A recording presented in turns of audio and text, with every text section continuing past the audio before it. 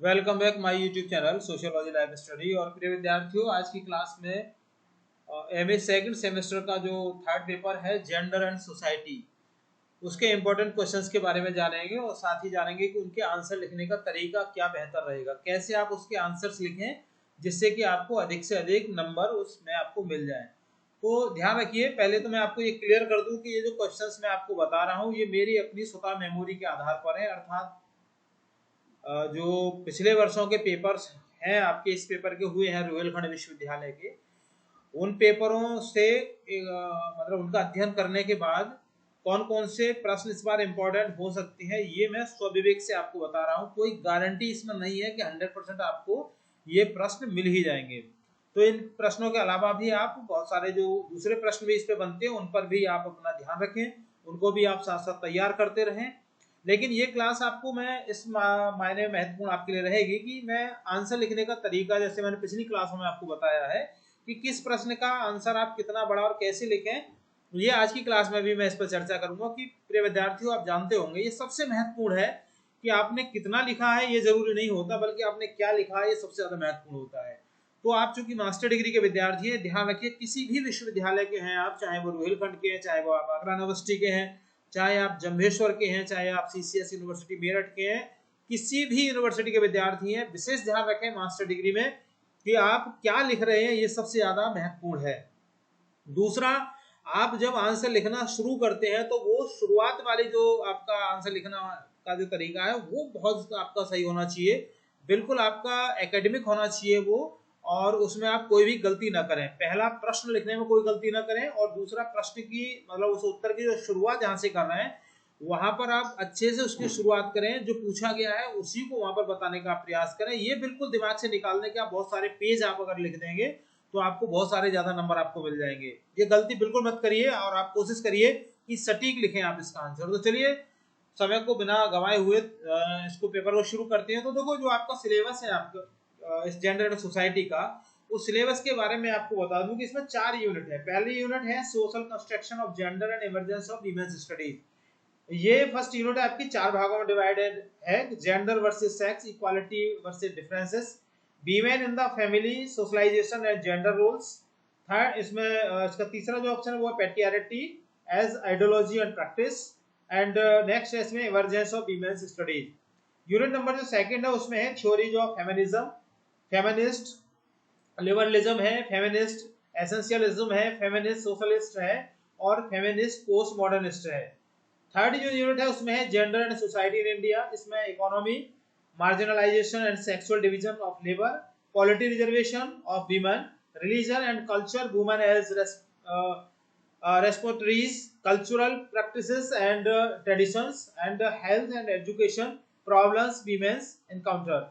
And the last unit number 4, contemporary situation of women in India. It is also divided in the 4 parts. The first is constitutional provisions and national policy on women empowerment.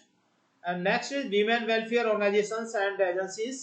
And next, violence against women, domestic violence, crime against women in workplace. And the last, women's movements, protection of environment and anti-labor.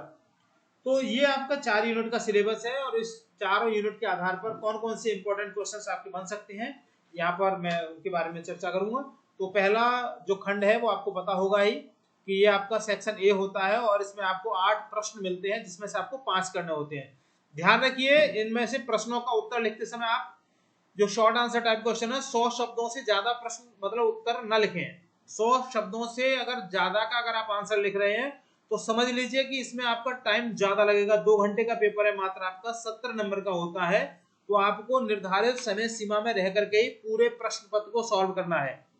5 आपको short करने होते हैं, 3 long करने होते हैं। ध्यान रखिए, ऐसा मत करिए कि आपने 5 शॉर्ट की जगह पर 6 शॉर्ट कर दिए, 7 शॉर्ट कर दिए, 3 शॉर्ट कर दिए। प्रत्येक प्रश्न को अटेम्प्ट करिए, यानी 5 शॉर्ट आपको करने हैं तो 5 ही शॉर्ट को आप अटेम्प्ट करिए। 3 लॉन्ग करने हैं, तीनों को ही अटेम्प्ट करिए, चाहे वो आप 1.5 पेज का लिखें, चाहे 2-2 पेज का लिखें, या आप सिंगल पेज का भी लिखें। ऐसा ना करें कि लॉन्ग आंसर टाइप में केवल आपने एक ही प्रश्न का उत्तर लिख दिया और वो आपने 5-6 पेज का लिख दिया, बाकी जो दूसरा तीसरा प्रश्न का उत्तर आपने लिखा ही नहीं है। तो ये गलती आपको बिल्कुल नहीं करनी है। कुल मिलाकर के शॉर्ट के 5 और लॉन्ग के 3, ये सभी को अटेम्प्ट करना है और सही तरह से उनके आंसर्स लिखने बैलेंस बना करके। तो पहला प्रश्न है इसमें, उपर्युक्त उदाहरणों से सेक्स और जेंडर में अंतर स्पष्ट कीजिए। ठीक है।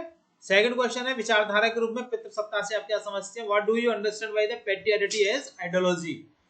प्रश्न की भाषा चेंज हो सकती है लेकिन मैक्सिमम आपको आंसर मतलब क्वेश्चंस मिल जाएंगे इन्हीं प्रश्नों में जो मैं आपको बताने जा रहा हूं, जो मैं आपको बता रहा हूं। Language may be change. Question number 3 है, नारीवादी अनिवार्यतावाद फेमिनिस्ट एंसलिज्म को परिभाषित कीजिए, एक आलोचना बताइए। यौन श्रम विभाजन से क्या तात्पर्य है? नेक्स्ट क्वेश्चन है, भारत में महिलाओं के लिए किन्हीं 2 संवैधानिक प्रावधानों का उल्लेख कीजिए। क्वेश्चन नंबर 6 है, महिलाओं के विरुद्ध हिंसा के रूप में घरेलू हिंसा पर एक टिप्पणी लिखिए। नेक्स्ट क्वेश्चन है, भारत में महिला आंदोलनों और पर्यावरण संरक्षण के बीच में क्या संबंध है? क्वेश्चन नंबर 8 है, भारत में कार्यरत किन्हीं 2 महिला कल्याण संगठनों के नाम लिखिए। प्रश्न मैंने हिंदी और अंग्रेजी दोनों ही भाषा में लिखे हैं, जिससे कि ना तो हिंदी वाले मायूस हों ना ही अंग्रेजी भाषा वाले विद्यार्थी मायूस हों। कई सारे विद्यार्थी मेरे ऐसे हैं जो इंग्लिश मीडियम के हैं, लेकिन क्लास में जो मेजोरिटी है वो हिंदी भाषी विद्यार्थियों की ज्यादा है, हिंदी मीडियम वाले विद्यार्थियों की ज्यादा है, इसलिए मैं यहाँ पर आपको हिंदी में एक्सप्लेन कर रहा हूँ। अगर यही संख्या मेरे पास में इंग्लिश मीडियम के विद्यार्थियों की होती तो शायद मैं इंग्लिश में इसको एक्सप्लेन करता।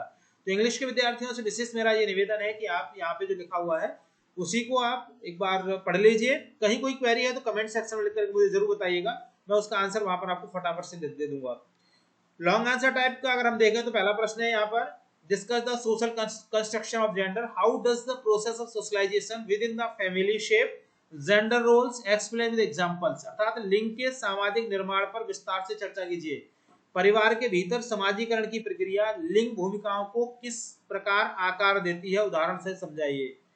इस प्रश्न की भाषा कुछ दूसरी तरह से भी हो सकती है कि लिंग से आप क्या समझते हैं, सामाजिक निर्माण पर इसकी विस्तार से चर्चा कीजिए तथा समाजीकरण की प्रक्रिया के अंतर्गत लिंग भूमिकाओं को समझाइए।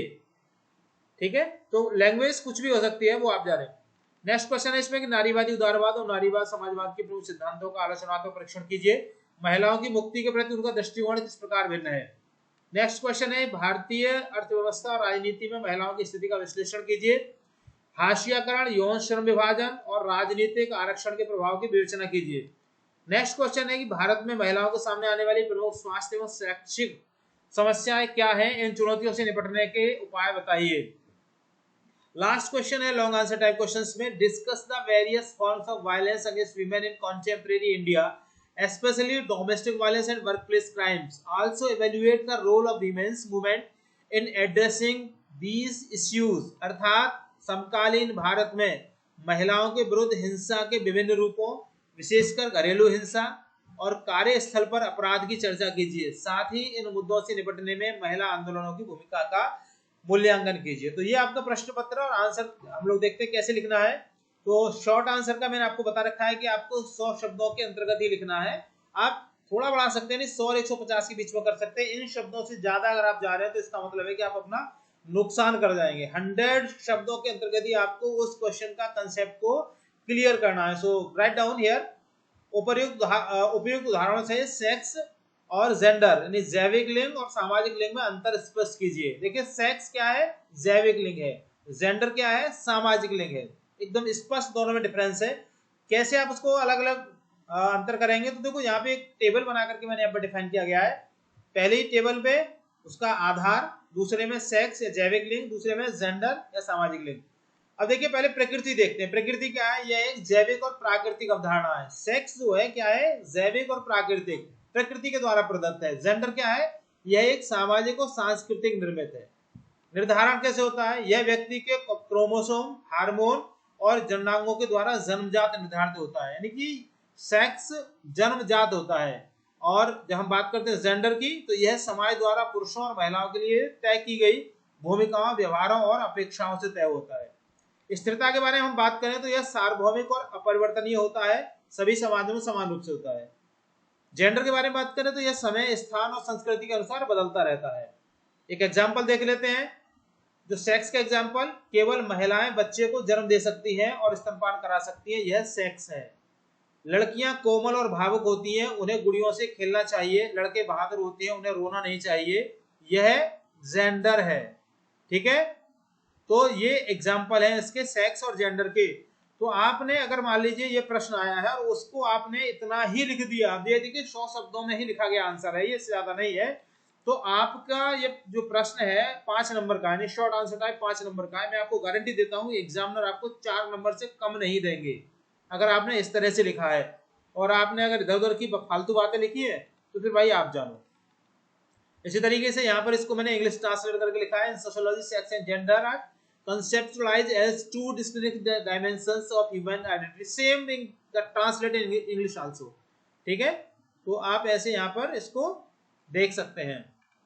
इसके बाद आता है विचारधारा के रूप में पितृसत्ता से आप क्या समझते हैं, तो उसका आंसर यहाँ पर लिखा है हिंदी में और यहाँ पर लिखा गया है ये आपका इंग्लिश में। तीसरा क्वेश्चन, नारीवादी अनिवार्यतावाद फेमिनिस्ट एसेंशियलिज्म को परिभाषित कीजिए, एक आलोचना बताइए। तो यहाँ पर ये इसकी परिभाषा दी गई है नारीवादी अनिवार्यतावाद की, और यहाँ पर एक उसकी आलोचना की गई है कि क्या है, एक उत्तर आधुनिकतावादी नारीवादियों द्वारा की गई है। उनका तर्क है कि दृष्टिकोण सभी महिलाओं को एक ही श्रेणी में रख देता है, यह वर्ग जाति नस्ल और संस्कृति के अंतर को नजरअंदाज कर देता है। यह उच्च वर्गीय श्वेत महिला और एक भारतीय दलित महिला के अनुभव समान नहीं हो सकते। यह दृष्टिकोण परोक्ष रूप से उसी रूढ़िवादिता को बढ़ावा देता है जिसे पितृसत्तात्मक समाज स्त्रियों को घर की चारदीवारी तक सीमित रखने के लिए इस्तेमाल करते हैं। तो ये आप हिंदी में और यहां से आपका ये इंग्लिश में। इसके बाद आपका नेक्स्ट क्वेश्चन आ गया यौन श्रम विभाजन। यौन श्रम विभाजन की यहाँ पर डेफिनेशंस दी गई है और यहाँ पर उसका अर्थ बताया गया है। Sexual division of labour refers to the systematic allocation of work and societal responsibilities based on biological sex rather than individual capability or choice. In structural sociology, this manifests as the segregation between the private and public spheres. तो English में आप यहाँ पे देख सकते हैं। The next question, Bharat में महिलाओं के लिए किन्हीं दो संवैधानिक प्रावधानों का उल्लेख कीजिए। तो पहला है अनुच्छेद 15 का भाग 3 सकारात्मक भेदभाव विशेष प्रावधान, और दूसरा है अनुच्छेद 39 घ समान कार्य के लिए समान वेतन, आर्टिकल 15 पार्ट 3 और आर्टिकल 39 का डी। नेक्स्ट क्वेश्चन है महिलाओं के विरुद्ध हिंसा के रूप में घरेलू हिंसा पर टिप्पणी लिखिए। घरेलू हिंसा क्या है और समाजशास्त्री दृष्टिकोण से घरेलू हिंसा को आप कैसे उसको डिफाइन करेंगे, अलग अलग यहाँ पे लिखा गया है। आंसर पर्याप्त है, इतना मैं आपको बता रहा हूँ, ये इतना आप लिखेंगे तो आपका आंसर पर्याप्त हो जाएगा। भारत में महिला आंदोलनों और पर्यावरण संरक्षण के बीच में क्या संबंध है? तो भारत में महिला आंदोलन और पर्यावरण संरक्षण का जो संबंध है उसे अकादमिक जगत में पारिस्थितिक नारीवाद है ना, इको फेमिनिज्म कहा जाता है। अब कोई आप ये प्रश्न ऐसे भी आ सकता है कि इको फेमिनिज्म क्या है, जैसा मैं आपको बता रहा हूँ ना, तो ऐसे आप इनका थोड़ा सा बिल्कुल मतलब ध्यान रखिए आप चलेंगे। ऐसा नहीं कि वर्ड टू वर्ड अगर आप वहां पर देखा तो शायद वो आपको नहीं मिल पाएगा। भारत में कार्यरत किन्हीं दो महिला कल्याण संगठनों के नाम लिखिए। तो दो महिला कल्याण संगठनों में नाम आता है, एक तो सेवा का आता है सेल्फ एम्प्लॉयड वीमेंस एसोसिएशन, और दूसरा आता है AIDWA all India democratic women's association. दोनों के बारे में आप यहाँ से लिख सकते हैं। इसके बाद आ जाता है सेक्शन बी, जहाँ आपको लॉन्ग आंसर टाइप क्वेश्चन है। पहला प्रश्न यहाँ पे लिखा गया था लॉन्ग आंसर में कि लिंग के सामाजिक निर्माण में विस्तार से चर्चा कीजिए। परिवार के भीतर समाजीकरण की प्रक्रिया लिंग भूमिकाओं को किस प्रकार आकार देती है, उदाहरण से समझाइए। तो ये उसका सोशल कंस्ट्रक्शन ऑफ जेंडर है, ठीक है, यहाँ से आप इसको देख सकते हैं। और इसके बाद में यहाँ पर आ जाता है जेंडर परफॉर्मेटिविटी, ये आप ऐसे जैविक शरीर संस्थागत जेंडर मानदंड पारिवारिक अंतरीकरण अनिवार्य जेंडर भूमिकाएं, परिवार के भीतर समाजीकरण जेंडर भूमिकाओं का निर्धारण कैसे होता है, ये यहाँ से आप डिफाइन कर सकते हैं अलग अलग उसके आप हेडिंग दे करके। जैसे हेर फेर और दिशा निर्देशन है ना, एक समाजशास्त्री हुए क्या एन ओखले के अनुसार माता पिता अनजाने में बच्चों के साथ उनके जेंडर के अनुरूप व्यवहार में हेर फेर करते हैं। लड़कियों को उनके रोने पर अत्यधिक पुचकारा जाता है, भावुकता का सुदृढ़ीकरण, जबकि लड़कों के रोने पर उन्हें मजबूत बनने के लिए प्रेरित किया जाता है। तो ये डिफरेंस कहाँ से शुरू होता है ना, ये आपका परिवार से शुरू होता है, परिवार में ऐसा होता है। दिशा निर्देशन के तहत बच्चों का ध्यान विशिष्ट भौतिक वस्तुओं को मोड़ा जाता है। लड़कों को रिमोट कार, यांत्रिक ब्लॉक और बंदूकें दी जाती हैं जो उनमें स्थानिक क्षमता आक्रामकता और सार्वजनिक क्षेत्र की योग्यता विकसित करती है। इसके विपरीत लड़कियों को गुड़िया, सिलाई कढ़ाई के उपकरण और सॉफ्ट टॉयज दिए जाते हैं जो उन्हें घरेलू पुनरुत्पादक श्रम के मानसिक सांचे में ढालते हैं। मतलब घर परिवार से ये शुरुआत हो जाती है कि लड़कों को अलग उनकी परवरिश होती है, लड़कियों की अलग होती है। उनको खेलने के लिए अलग टॉयज दिए जाएंगे, लड़कों को अलग दिए जाएंगे। मौखिक अपीलीय संबोधन, समाजीकरण में भाषा एक वैचारिक हथियार है। लड़कियों को बचपन से सुंदर, सौम्य, शर्मीले, परिकल्पनात्मक रूप से पराया धन जैसे विशेषणों से संबोधित किया जाता है, जबकि लड़कों को बहादुर, शरारती, बुद्धिमान और वंश का चिराग कहा जाता है। यह भाषाई कंडीशनिंग बच्चों के आत्म प्रत्यय यानी सेल्फ कंसेप्ट को जेंडर के सांचे बंद कर देती है। श्रम का जेंडर विभाजन, भूमिका मॉडलिंग। तो आपका आंसर बेहतरीन तरीके से लिखा जाएगा अगर आपने इस पर लिखा है। लास्ट में आप इसको कंक्लूड कर दीजिए कि अतः परिवार, आप ऐसे लिख सकते हैं कि उपरोक्त विवरण के आधार पर या उपरोक्त अध्ययन के आधार पर यह कहा जा सकता है कि परिवार लिंग के सामाजिक निर्माण की वह प्राथमिक प्रयोगशाला है जो जैविक अंतरों को सामाजिक असमानता और अधीनता में परिवर्तित कर देती है। जब तक परिवारों में जेंडर तटस्थ सामाजिकरण को लागू नहीं किया जाता तब तक मैक्रो लेवल पर लैंगिक न्याय की स्थापना असंभव है। यहाँ पर ये इसका इंग्लिश ट्रांसलेशन है, अंग्रेजी के विद्यार्थी जिससे कि उनको आप कोई असुविधा ना हो। ठीक है, सेम है, इंग्लिश ट्रांसलेट करके लिखा गया है। और मैं आपको पहले बता दूं कि ये जो अनुवादिनी सॉफ्टवेयर है उस जो गवर्नमेंट ऑफ इंडिया का है, भारत सरकार का ऑथेंटिक सॉफ्टवेयर है, उसके थ्रू इसको ट्रांसलेट किया गया है। नेक्स्ट क्वेश्चन है नारीवाद, उदारवाद और नारीवाद समाजवाद के प्रमुख सिद्धांतों का आलोचनात्मक परीक्षण कीजिए। तो उसका आंसर यहाँ पर है। ये मैं पूरा नहीं पढ़ूंगा क्योंकि समय ज्यादा हो जाएगा, ऑलरेडी पहले से ही 16-17 मिनट की वीडियो बन चुकी है। तो आप यहाँ से आराम से इसको पढ़ लीजिए। कहीं कोई क्वेरी है तो कमेंट सेक्शन में लिख करके आप मुझे बता सकते हैं। दोनों दृष्टिकोणों में यहाँ पर प्रमुख अंतर बताया गया है। तुलना का बिंदु क्या है, उदारवादी नारीवादी, समाजवादी नारीवाद। तो ये टेबल बना करके आप उसको पूरा डिफाइन कर सकते हैं।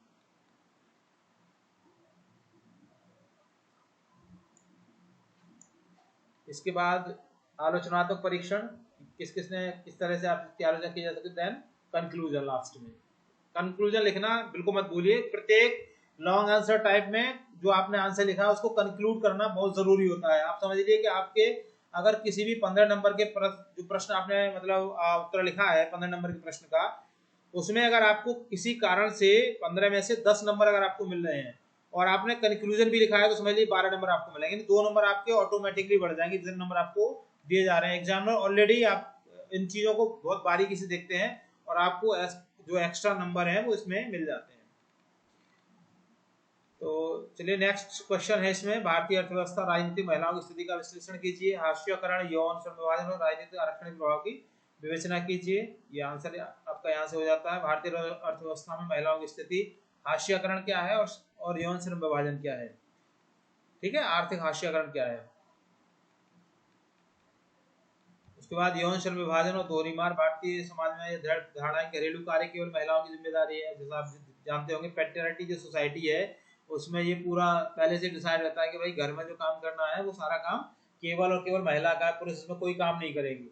तो ये मानसिकता और ये जो व्यक्ति की जो अप्रोच है वो कहाँ से, अभी पहले प्रश्न में हम लोग चर्चा कर रहे थे, घर परिवार से ही बनती है। घर में जो पालन पोषण होता है वहीं से सारी बातें सिखाई जाती हैं। तो लड़कियां खुद ही अपने आप से सोचने लग जाती है कि हम तो पैदा ही इसीलिए हुए हैं घरों में काम करने के लिए, जबकि ऐसा नहीं है। जो लड़के करते हैं लड़कियां भी वही काम कर सकती हैं। लड़के नौकरी कर रहे हैं, लड़कियां उनसे कई गुना अच्छा नौकरी कर रही हैं। पढ़ाई लिखाई में लड़कियां लड़कों से काफी मतलब कई गुना आगे जा रही हैं। तो ये बच्चियों को देखना पड़ेगा, सोचना पड़ेगा कि कैसे जो पैट्रियार्की सोसाइटी है उसमें अपने को स्टेबल कर पाते हैं बच्चे, और कैसे अपने को वो मतलब वहाँ पे ऐसी जहाँ पैट्रियार्की सोसाइटी में जहाँ लड़कियों को सारे अधिकार दिए, सॉरी लड़कों को सारे अधिकार दिए गए हैं, तो अपने को आप कैसे स्टेबल करेंगे, कैसे स्टेब्लिश ऐसी सोसाइटी में आप करेंगे। तो ये आपको बहुत बड़ा चैलेंज आपके लिए होता है। ये नेक्स्ट क्वेश्चन है इसका, भारत में महिलाओं के सामने आने वाली प्रमुख स्वास्थ्य और शैक्षिक समस्याएं क्या है। तो जो स्वास्थ्य और शैक्षिक समस्याएं हैं उनको आप यहाँ पे लिख सकते हैं, है ना। तो स्वास्थ्य समस्याओं में आप देख सकते हैं कुपोषण और एनीमिया है, उच्च मातृ मृत्यु दर है, प्रजनन स्वास्थ्य स्वच्छता है। तमाम जो महिलाएं हैं बच्चों को जन्म देते समय मर जाती हैं, उनको पता ही नहीं है। ग्रामीण क्षेत्रों में मासिक धर्म को लेकर आज भी रूढ़िवादिता और शर्म की भावना जुड़ी है। सैनिटरी पैड्स की अनुपलब्धता और अस्वच्छ तौर तरीकों के कारण महिलाएं गंभीर गर्भाशय संक्रमण बीमारी का शिकार हो जाती है। ये प्रॉब्लम गांव में अक्सर देखने को आपको मिल जाएगी। जो ग्रामीण परिवेश की जो महिलाएं, जो बच्चियां हैं, उनके लिए बहुत बड़ी ये दिक्कत रहती है। पुत्र उत्पत्ति की चाह और मानसिक प्रताड़ना, आप जानते होंगे कि अगर किसी भी महिला के बेटा नहीं है तो उसे बार बार प्रताड़ित किया जाएगा, है ना। गर्भ रह जाता है, गर्भ को मतलब नष्ट करवा देते हैं ये। महिलाओं की शैक्षिक समस्याओं में आप देखिए उच्च ड्रॉप आउट दर है।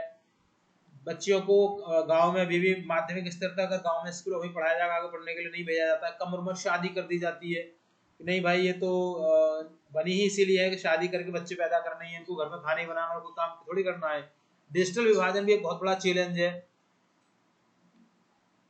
तो इन चुनौतियों से निपटने के उपाय क्या है ना। स्वास्थ्य क्षेत्र में उपाय ये है, और शिक्षा क्षेत्र में उपाय बुनियादी ढांचा है, डिजिटल साक्षरता है, बाल विवाह पर कड़ा कानून प्रतिबंध होना चाहिए। ये तमाम तरह की व्यवस्था है। इनके अलावा भी आप अपनी तरफ से और भी लिख सकते हैं जो लिखना चाहें। और लास्ट में ये कंक्लूजन और ये इंग्लिश वर्जन इसका। और इसके बाद आ जाते हैं हम नेक्स्ट लास्ट क्वेश्चन की तरफ। और लास्ट क्वेश्चन में आपको अंग्रेजी विद्यार्थियों को प्रॉब्लम ना हो, ये लास्ट क्वेश्चन है यहाँ पे। समकालीन भारत में महिलाओं के विरुद्ध हिंसा के विभिन्न रूपों, घरेलू हिंसा और कार्यस्थल पर अपराध की चर्चा कीजिए। साथ ही मुद्दों से निपटने में महिला आंदोलनों की भूमिकाओं का मूल्यांकन कीजिए। तो ये यहाँ से आप इसको पढ़ सकते हैं भाई। हिंसा के विभिन्न रूप कौन कौन से? घरेलू हिंसा है, डोमेस्टिक वायलेंस है, कार्यस्थल पर अपराध है, वर्कप्लेस क्राइम्स, अन्य आधुनिक रूप है उसके, है ना। साइबर क्राइम आ गया, साइबर स्टॉकिंग है, डीप फेक वीडियो है, मॉफर्ड तस्वीरें हैं, ऑनलाइन ट्रोलिंग, महिलाओं के खिलाफ हिंसा के नए खतरनाक हथियार बनते जा रहे हैं। इसके अलावा सार्वजनिक स्थानों पर छेड़छाड़ है, टीजिंग, बलात्कार है, ऑनर किलिंग है। ये ढेर सारे जो क्राइम्स हैं महिलाओं के खिलाफ है। ठीक है, यहाँ पर आप इसको एक फ्लो चार्ट बना करके आप इसे यहाँ पे डिफाइन कर सकते हैं। कैसे निपट सकते हैं इसमें, महिला आंदोलनों की क्या क्या भूमिका है, ऐतिहासिक कानून सुधार, कार्यस्थल पर सुरक्षा, विशाखा गाइडलाइंस, है ना, घरेलू हिंसा के खिलाफ कानून, चेतना और जन जागरूकता, सीमाएं क्या हैं, चुनौतियां क्या हैं इसमें, और बाद में ये कंक्लूजन, इसका निष्कर्ष क्या है। Same in the English.